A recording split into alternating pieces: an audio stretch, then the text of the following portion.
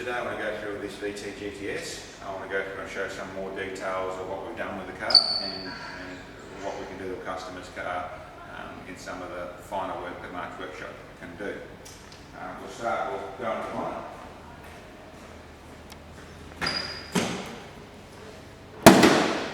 This is the full 355 Holden motor that the car came out with, which we've done our tweaks with. Essentially it is still the cast iron heads, cast iron block, Harrop crankshaft with the aluminium intake manifold that it all started with, all being modified here to make it do what it does now. In a quick run over of that sort of stuff, the block's got full machining, it's got 4-bolt mains on it, it's got O-ring grooves put in it, it's been basically race machined down the bottom end. All the assemblies all been race balanced. It runs scat rods, Aries pistons.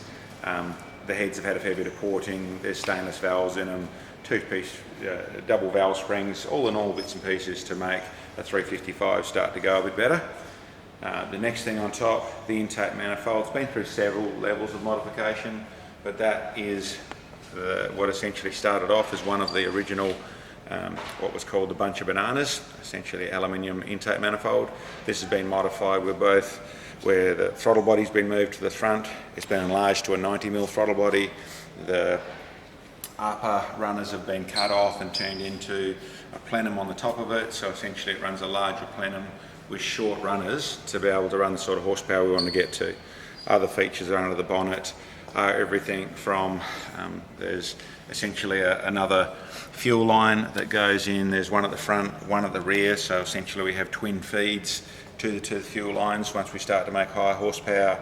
Obviously you can see the intercooler pipework that goes in through here, the T-trim supercharger, 8-rib drive, a crank support for the nose of for the engine, all the bits and pieces to essentially turn this thing into making, you know, the high 600 rear wheel horsepower, which is the horsepower this car is making.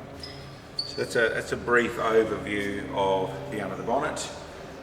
Coming back out to the outside features of the car, which are noticeable in some cases, not in others. If you look at the front of the bonnet, you'll notice they normally run straight through. There's a slight little modification we've done on here to actually fill up the gap that fits in between the bonnet and the nose clip, which is something that I found noticeable and not something I liked on the VT.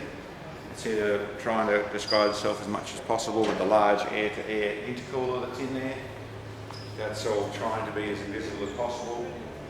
Otherwise, this car there's lots of suspension, which we'll go through and have a brief look underneath when we put it on the hoist. But otherwise, we've put the 20-inch wheels on.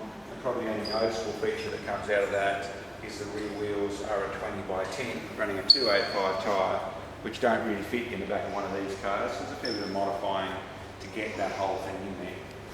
Otherwise, it runs essentially where we've filled out the exhaust outlets with a full twin 3.5-inch tips, just getting the thing to look pretty much as I think one of these VTs should have come out from the factory, obviously with Mark's Workshop improvements to it. So next we'll do is we'll put it on the hoist and we'll have a quick look underneath, and then we'll get it on the dyno so we can actually see where our latest improvements have taken it to, and we'll also do a bit of road test work so you can actually see what the car drives like. Okay, well while we've got it halfway up, we'll just have a go through. There's this car is the GTS, it had the premium brake package with the Harrop brakes on there. You'll see we've also changed over to a full, that's a full custom strut running a Bilstein insert with I-bark springs and the keeper spring on there as well. And the rear of the car, you can see we're running the Bilstein rear shock. You can also see the fuel system and the level spring from in through the wheels there. And we'll keep going up so you can see the rest of what's actually happening.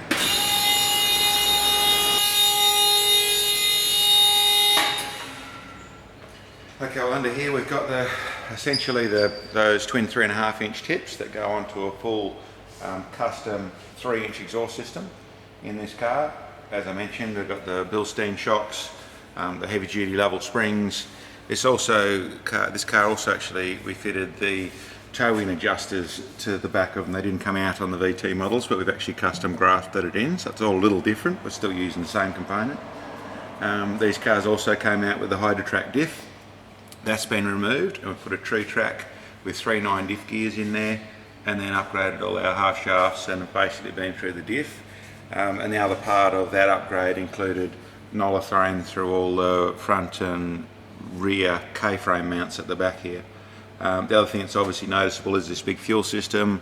This is the fuel system we put in various forms in the back of the Commodores, twin 044 pumps and the 3-litre swell pot to make sure we're feeding the horsepower properly.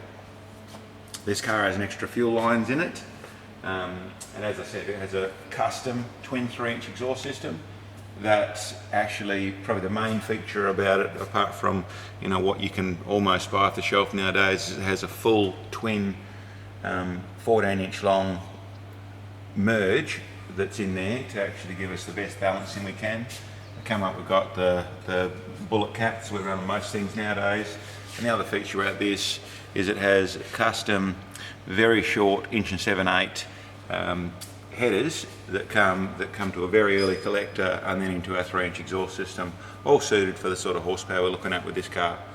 Other features you can't see: the clutch has been modified, the bucket clutch has been removed, and aluminium flywheel with a normal heavy duty cerometallic clutch plates put in there. Otherwise, there's the high energy sump, oil cooler. We actually have a separate oil cooler tucked up inside here. You can't see from underneath here, but that's an oil cooler, separate one for the supercharger. And over on this side we have a large air cleaner system, all tucked away up inside there. But that's a quick underview of what this car is. We'll get it down from here and then we'll put on the dyno and go through and do a horsepower run and see where we're at with our latest horsepower.